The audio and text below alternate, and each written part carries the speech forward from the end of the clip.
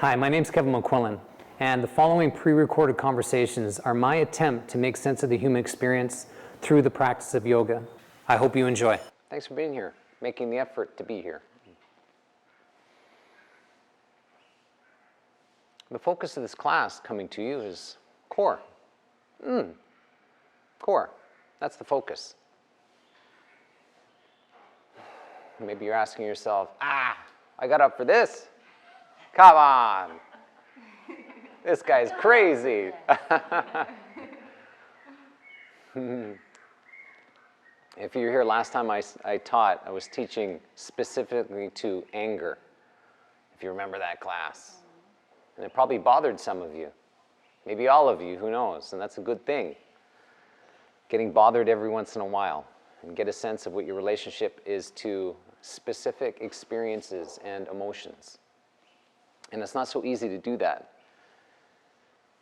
But the idea is to do it anyways, so you become more defined. And as we define ourselves, we become more sophisticated.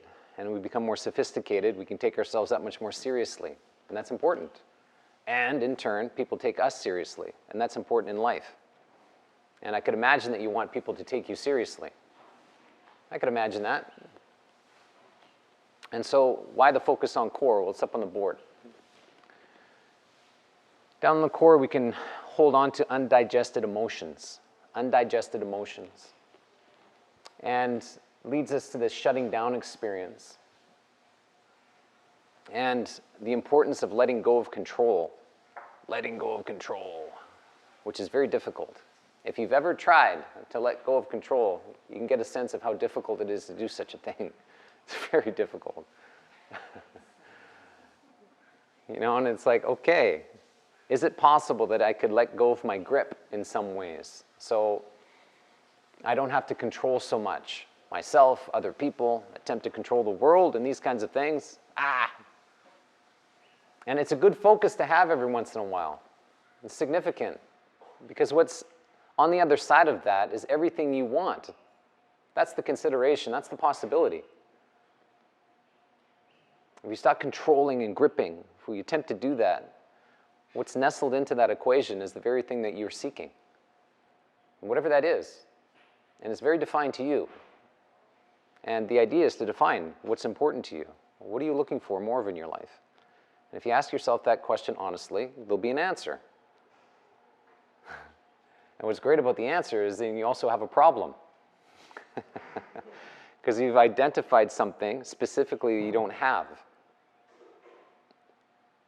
Or less than what you wish to have. Something like that. And that's good to have a problem.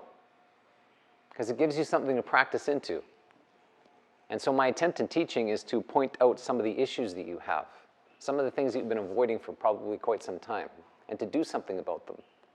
Because otherwise they're just going to sit around and torment you like they are now. And there's certain things in your life that are tormenting you. One of those things is you. And we're incredible at tormenting ourselves. It's fascinating how we do that. And so the class is focused on core. And getting you centered into your core. And why is that important? You can consider that's where your values live. Your wisdom. This deep well of knowledge that you are, which is so profound. How much wisdom you carry around. And the tendency is we lead with this. We lead with the mind, the joker, that doesn't always tell the truth and lives in illusions and storytelling and all these kinds of things. And we can overextend ourselves very easily from our mind, and we typically do. And our body's kind of flailing around, trying to keep up. And it's very difficult, and that's one of the beautiful elements of the yoga practice, is to become embodied. Well, embodied in what? What are you embodying? Your body, great, but what about your body? What about in here are you attempting to embody? And the idea is to identify what you're attempting to embody. And so you build a posture around this meaningful experience that you're after, whatever that is. And it will be your values. In my experience, most people don't have any understanding of what their values are. And it's very difficult. And that's what we're looking for. That's the consideration. We're looking for our values. If our values are present, things are great. You'll notice that in your life now, where you have something that's meaningful and there's a sense of intimacy and closeness and togetherness, your values are present. Where you're experiencing a clumsy experience and tension and strife in your life, a value or more of your values are missing. And that's useful to pay attention to. It's like, okay, there's a value that's missing in this relationship. Can I insert it? Can I actually include it and make this thing better? Or it's not possible, and then I have a decision to make. Do I stay or do I go? Example of that, you see that in careers, often. Careers often. It's like, It's like torture, going to the office every day because there's something missing. But if you can include it, life can become better. And that's true in any relationship. And so the focus is on core for a particular reason, get you close to or closer or even right on top of your values. And then the workshop is focused in on vulnerability and defining your relationship to vulnerability, which is key and fundamental to have a healthy relationship to yourself or anybody else for that matter. And how it seems to me is we come flying out into this world and then what ends up happening is we collect practices and information and knowledge and all these kinds of things along the way. And often we don't pause to really consider the larger concepts of life. So if you think about vulnerability, it's like, what's your relationship to vulnerability? It's a very interesting question. And what you may notice for some of you, maybe all of you, is that that was passed on to you. Through your family or whoever raised you. They passed on your relationship to vulnerability. And perhaps you have not paused to really consider what your relationship to vulnerability is, which is a problem, because it's not really yours.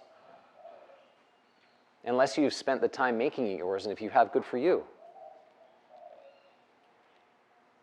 And so the tendency is we're practicing things that aren't even ours. They're just passed on to us, and they don't necessarily fit. Some do, other things don't. And that's why it just, if you're, walked around with shoes that are too tight or too small, too big kind of experience, it's a weird experience. It's clumsy. And that's how it can be. And these larger concepts of life is something on me. These larger concepts, they're not necessarily ours, and that's why they don't fit sometimes.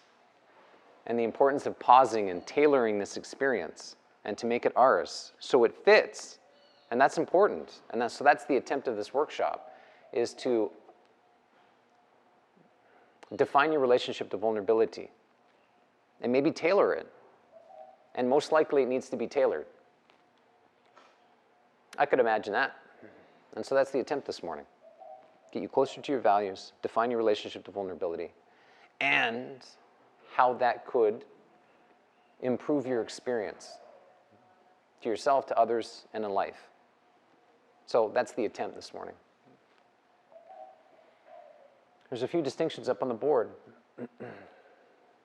These boards got cleaned so well yesterday, the markers barely stay on them. It's really quite amazing. I'm like, whoa, super clean, it's squeaky. So the tendency is that we protect. That's like the automatic position that we have as an individual. That's the consideration that, whoa, I'm not safe here. I'm not safe here. This thing is tormenting this. The mind enslaves the body. That's the tendency. The tyrant, the slave. That's the normal relationship to the body. Shut up down there, do what you're told. Stop feeling. You're being a nuisance. And if you don't shut up and obey, I'm going to punish you until I weaken you. And then you'll shut up. And it goes something like that. And so the tendency is we protect. And we do that through shame and fear. And that protection through shame and fear hardens us up. And we explored that through our last workshop. Broke down fear and shame. Last class, if you were here. And how that creates a deeply unpleasant experience living in fear and shame. As we do that, we grip to strategies, and two strategies we use are people-pleasing and perfectionism. We explored that as well. It's like a recap. Which are strategies that live in the mind. That's the overextension. that happens. People pleasing in the extreme will devastate you because you'll give up everything that's important to you to please somebody else. That's the tendency. You can't imagine how many people have come through this door absolutely destroyed through that practice, people pleasing. Some don't recover. Their systems are just nuked, and they don't recover. You have to take medications and all sorts of things to simply function in this world. I can't tell you how many times I've seen that. Or we're perfectionisms. We're perfecting. So much focus on perfecting tasks, we'll give up everything that's important to us, including our health, our relationships, everything that's meaningful to perfect something. That's the tendency. So this overextends. Full of strategies and nonsense, the mind is. And it devastates the body. And what's fascinating about this is we can get away with it in some ways when we're young. We can do that. When we're aging, and if you've noticed this, hot damn, it comes a calling. It's like, hey, you've been neglecting me. And the body has something to say. And it says something with a force at times. And what ends up happening often is we extend too far until we have to stop. We're forced to stop through an injury or an illness or something like that. That's the tendency. That's the wake-up call. It's like, whoa, I got to change my life. And so the idea is not to wait for that to occur, because it will occur. It's waiting for all of us. It's just a matter of time if we're not paying attention. We turn vulnerability into weakness. Vulnerability, no thank you. I choose fear and shame. I need to protect myself. You'll never get to know me. You're not allowed, because you're probably going to hurt me, you horrible person. We go guardedness into a strength. So vulnerability into weakness, guardedness into a strength. Ah! And it can be a great strength.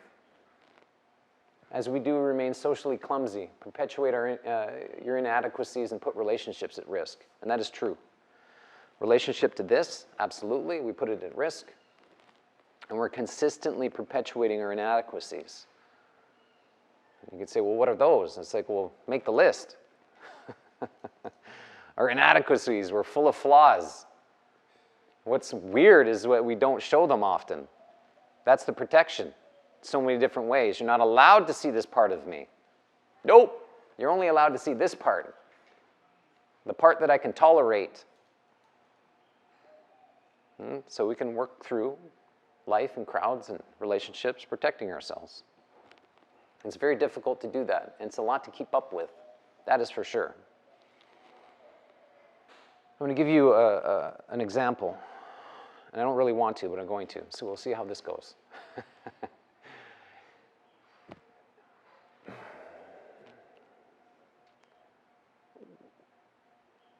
One of the greatest, you can already feel the emotions bubbling up. Ah, you emotions, I feel you. I would say one of the greatest fears that I've had to overcome is women. And it's like, look what's happening right now. It's like I'm surrounded by women. And it's frickin' horrifying in so many different ways. It's like, it's like nauseating. And which is also a great fear of mine. I'm trapped. I can barely be with you, and then it's like, I can barely be with myself. It's very strange. And so one of the greatest fears that I've been attempting to get over is my concern and fear of women. And it's not a physical thing. It's an emotional thing. That's where I'm terrorized in so many different ways. And I got a lot of evidence to support that. And it goes something like this. I would say women have been the greatest source of humiliation in my life.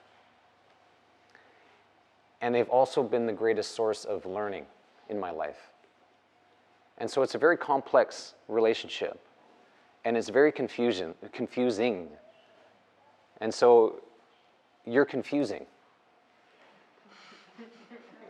That's how it seems to me. Which is difficult to confront. And it's like this unpredictable experience that I can live in. And I attempt to center myself in that over and over. And having this place, Peace Retreat, for as long as I've had, is like, this is the demographic. This is the audience. And so being here in this trap has been really good for me in a whole host of different ways, because it's given me an opportunity to practice. And it's a practice I didn't really want to take on, but it was a practice that I needed. And being in the yoga world has given me that opportunity, obviously. Having this place has given me this opportunity. And it's not something that has been easy for me. And I mean, that started very young, obviously. And the concern I have, and the fright in some ways, and it's like this bracing for impact, has tormented me and tortured me in a whole host of different ways. It's like, you know, what's coming? And what do I need to prepare myself for? So I'm not so rocked that I fall down kind of experience.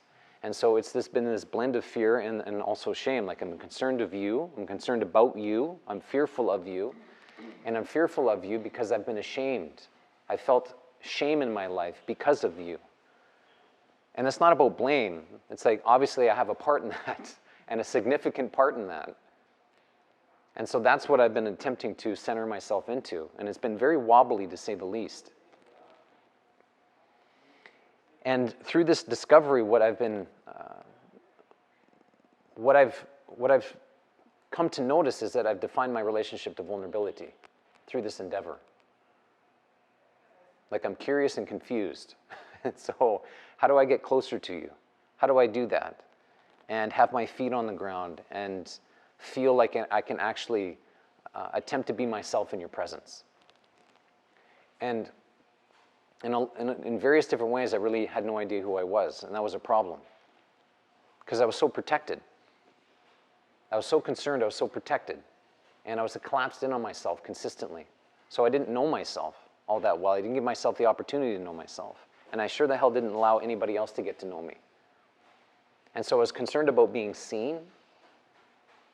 Like, it was like I was like the master illusionist. It was incredible and fascinating to watch and to observe when I started to notice it, and how much attention I had on placing myself in the world where I'd be less seen. And what compounded that was I didn't speak much. And that was early on. I didn't speak much.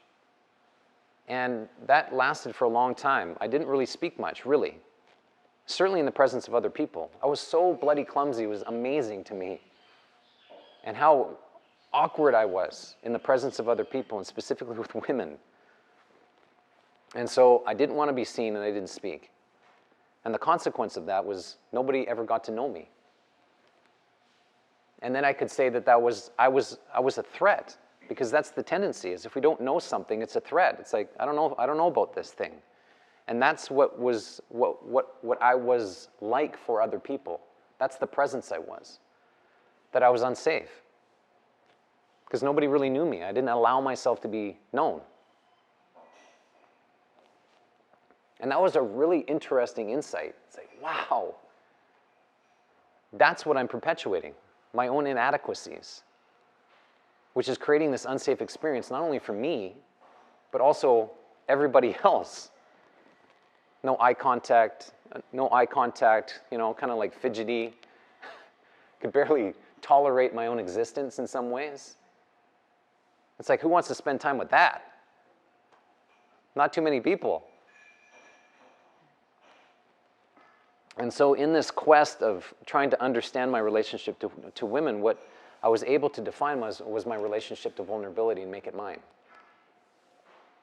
Because most of what I've learned around vulnerability was passed down to me. And the model for that was my father. It's like, okay, I guess that's what you're supposed to be like. That's like the ideal. And so I had to abandon that ideal and make it mine.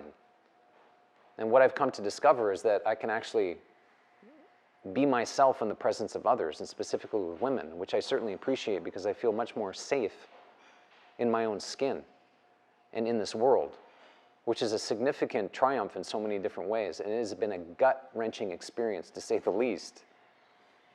And it's taken me years, most of my life, to continuously confront this thing. And I do it every single day, or at least I attempt to, because I know it's good for me, even though I don't want to. It's like, don't. Just stay in bed. Let them fend for themselves.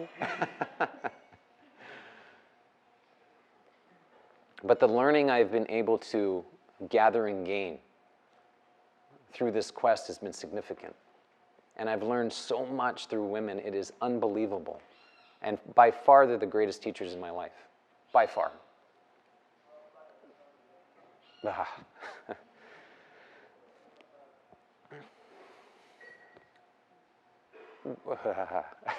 What I've learned to do is feel. And give me access and like awakening my emotional body.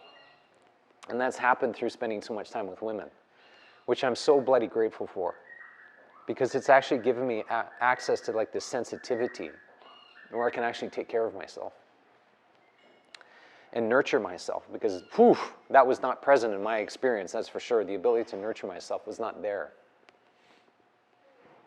And so it's been rich. It's been difficult, to say the least.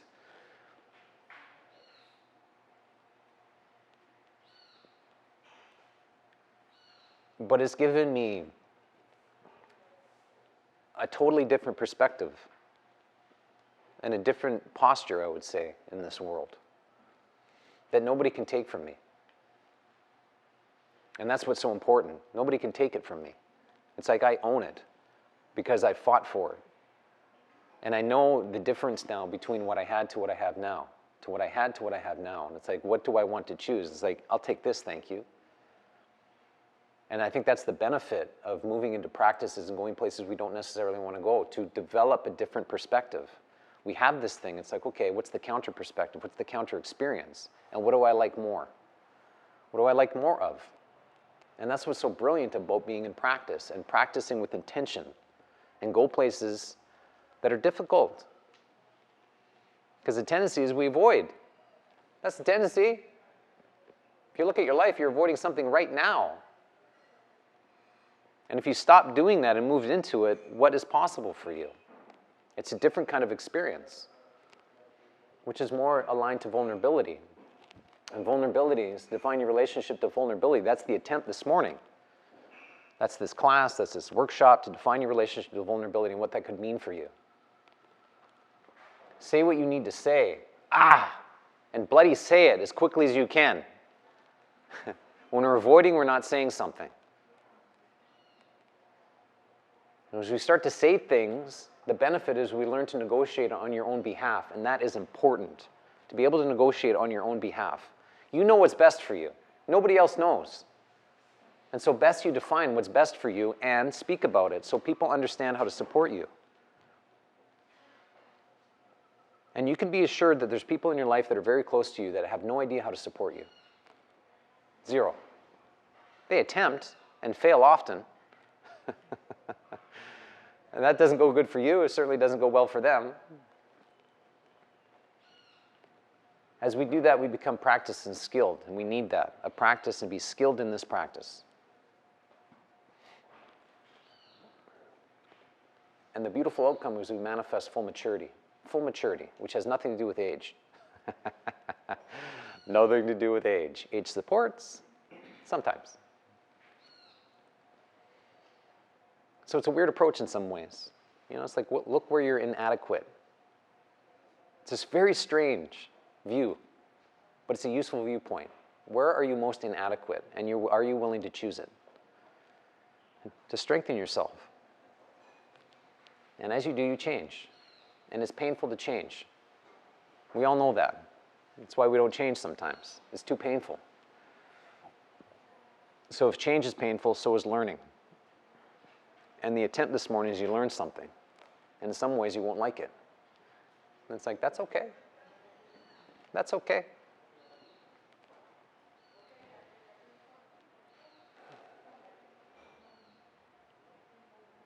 So an overview of the attempt this morning.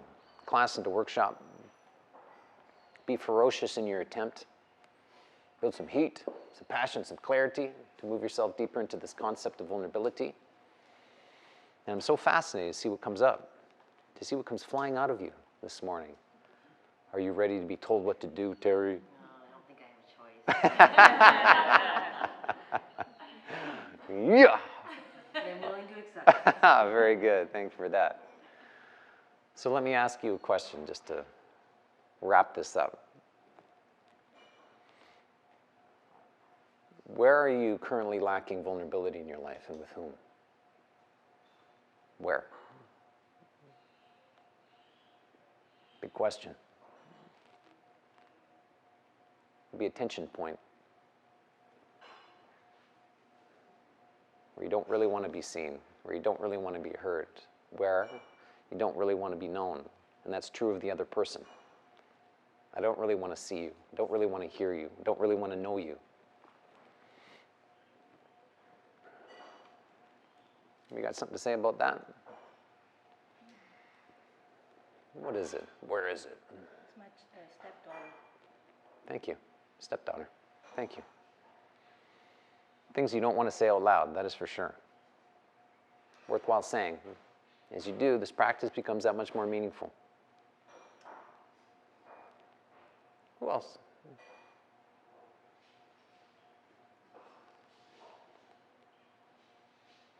My parents. Parents. Thank you for that. And just notice what's happening and giving you an opportunity to be vulnerable. That's what this is. We're talking about vulnerability. I'm asking you a question. It's like, hey. And you have an opportunity. You know, it's like a choice. Do I put something out there that is challenging to speak about? Or I'm going to hold it and keep it mine? Anybody else? Yeah, new relationships. Great. Thanks for that. Okay. I'll stop torturing you. When you're practicing on your mat, practice into something. It's easy to be fluttered off into fairy tales and make this just, you know, just a thing, an aerobic exercise or something like that, which is fine. Drop it, deepen it, make it yours, and fight for something. And that's the idea. And you got to have some fight in you. And that's what this is about. Fight for something that's meaningful, and it's you.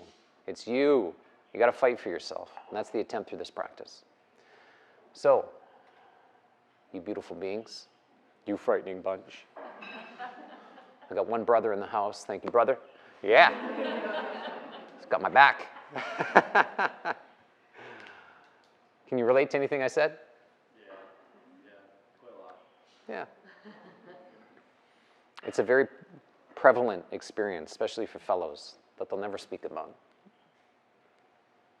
And so hopefully through my share, you, women out here, can perhaps better understand your fellows, the men in your life, and what they're up against. And it's horrifying. It's horrifying.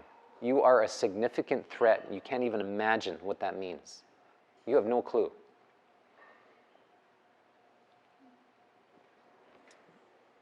We're weakened through our own perspectives and our own experience. We need your support, and you certainly need ours. The automatic is we weaken each other, just in case shit hits the fan and we have to crush somebody. The alternate practice is to strengthen people around us, to make them better.